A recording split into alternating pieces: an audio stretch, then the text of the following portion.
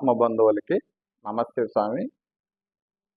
నేను ఈ విధంగా మాట్లాడుతున్నానని నన్ను తప్పుగా అర్థం చేసుకోకుండా మంచి మనసుతోటి అర్థం చేసుకోవాలని మనస్ఫూర్తిగా కోరుకుంటూ అభ్యర్థిస్తూ ప్రార్థిస్తూ ఉన్నాను. మనము ఇప్పుడు పవిత్ర గ్రంథం అని చెప్పేసి ప్రతి ఒక్కరము ప్రతిరోజు చెప్పుకుంటూ ఉన్నాము, నమ్ముతూ ఉన్నాము, విశ్వాసంతో దానిని ప్రార్థిస్తూ ఉన్నాము. అలాంటి పవిత్ర గ్రంథము ఒకప్పుడు నిజంగా పవిత్ర గ్రంథమే, అది రాసినప్పుడు కానీ దానిని కరెక్ట్గా ఆచరిస్తున్నప్పుడు కానివ్వండి. కానీ దాంట్లో ఉన్న సారం మొత్తాన్ని కొంతమంది స్వార్థపరులు తీసేసేస్తారు అనేటువంటి ఆలోచన నాలో ఉన్నదండి. ఎందుకనంటే ఏదైనా సరే ఒక పవిత్రమైన దాంట్లోకి పోయి ఎవరిని అపవిత్ర వ్యక్తులు కానీ పోతే వాళ్ళకి ఖచ్చితంగా వాళ్ళకి వెంటనే ఆ రిజల్ట్ అనేది రావాల.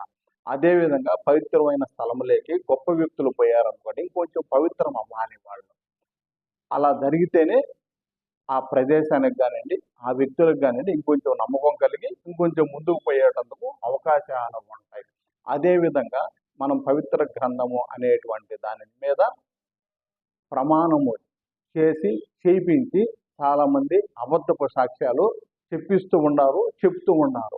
నిజంగా అది పవిత్ర గ్రంథం అయ్యి దాంట్లో నిజంగా అంత శక్తిగానే ఉంటే అలా చెప్పిన వాళ్ళకి వెంటనే వాళ్ళ నోరు పడిపోవాలి, కాళ్ళు చేతులు పడిపోవాలి.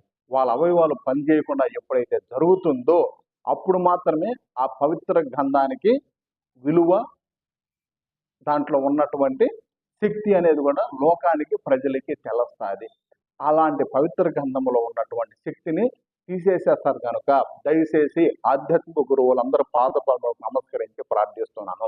ఆ పవిత్ర గ్రంథములేకే మీరందరూ పూజల ద్వారా, మీ ఆలోచనల ద్వారా, ధ్యాస ద్వారా దానికి కావలసిన శక్తిని నింపవలసిందిగా మిమ్మల్ని అందరినీ ప్రార్థిస్తూ ఉన్నాను తండ్రి. దయచేసి ఆ పవిత్ర గ్రంథంలోకి ఎప్పుడైతే ఆ శక్తిని మీరందరూ కానీ తెలుసుకొని నింపగలిగితే దాని మీద ఎవరైనా సరే ప్రమాణం చేసి అబద్ధపు సాక్ష్యాలు కానీ అబద్ధాలు కానీ చెప్పితే వాళ్ళకి వెంటనే నోరు, కాళ్ళు, చేతులు, అవయవాలు ఎప్పుడైతే పడిపోతాయో ఇంకొకరు అలాంటి తప్పుడు పనులు చేయకుండా ఉండేటందుకు అవకాశాలు ఉంటాయి.